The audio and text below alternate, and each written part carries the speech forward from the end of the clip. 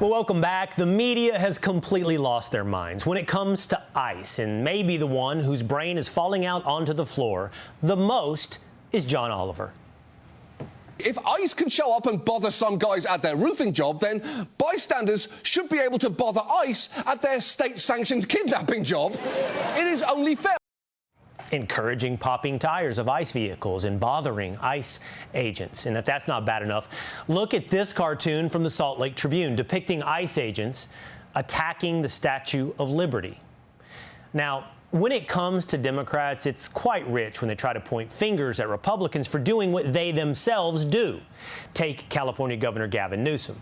His press office posted this image to X that says, "Honey, did you post something negative about the regime?" with what appears to be law enforcement breaking down the door, which is really funny when you think about it, because back in 2020, a paddleboarder was chased by a boat and arrested in Malibu for flouting coronavirus closures under Gavin Newsom's regime. And then we turn to South Carolina. Authorities there are actively investigating after a judge's house was destroyed by a fire this past Saturday.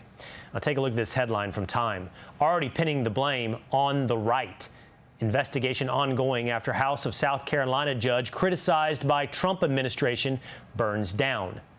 And New York Congressman Dan Goldman taking it further, directly blaming members of the administration for the blaze. He posted on X, "Trump, Stephen Miller, and MAGA World have been doxing and threatening judges who rule against Trump, including Judge Goodstein. Today, someone committed arson on the judge's home, severely injuring her husband and son. Will Trump speak out against the extreme right that did this?" Here's the catch. Investigators say so far there's no evidence the fire was intentionally set. No arson. So unless Stephen Miller can light fires with just his words, it looks like the left has no leg to stand on here. And joining me now, host of the Katie Miller podcast and former Doge top aide, Katie Miller. Katie, great to see you. Can your husband start electrical fires with just his rhetoric?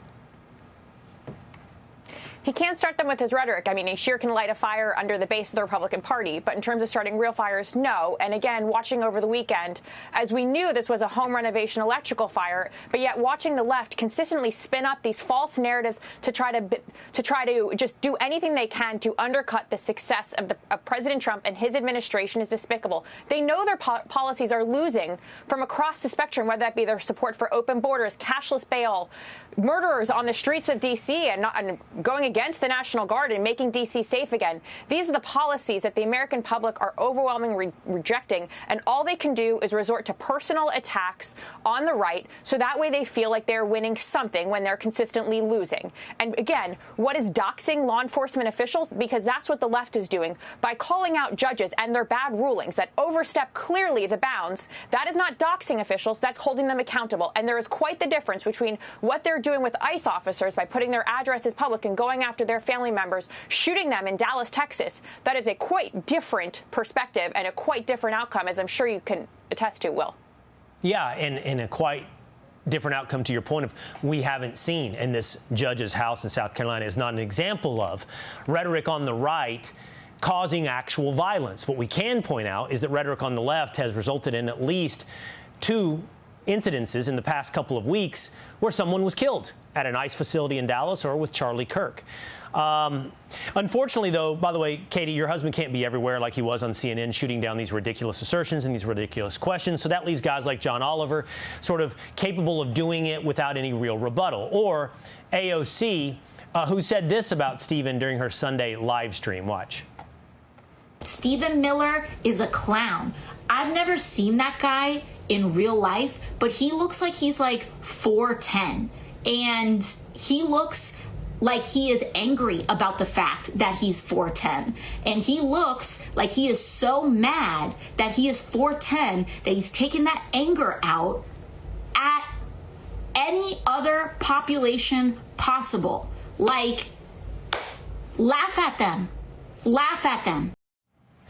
So, Kate, first of all, every time I meet someone, they go, wow, you're a lot taller than I thought you were going to be. So I must read short. But Stephen doesn't read short to me. How tall? Is Stephen 4'10"?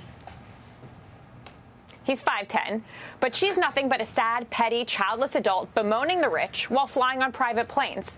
If she wants to hurl personal insults, I say bring it on. Because the bottom line is all these left snowflakes, all they know how to do is be keyboard warriors or yell into a computer screen instead of actually arguing or having a debate with their counterparts, because what she knows is that President Trump and his administration is more effective in a single 24-hour period than she will ever be in her entire life, because all she's left to do is yell into the computer screen and be an obstructionist within her own party, because President Trump is doing what he promised. He's completed every single one of his platform commitments at the convention last year.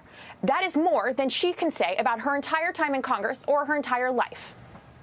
All right. Check her out at the Katie Miller podcast. We hope to see more of her around here. Thank you so much. It's great to talk to you, Katie. Thanks, Will. Hey, it's Will Cain. Click here to subscribe to the Fox News channel on YouTube. It's the best way to get our latest interviews and highlights. And click to subscribe to the Will Cain podcast for full episodes right now.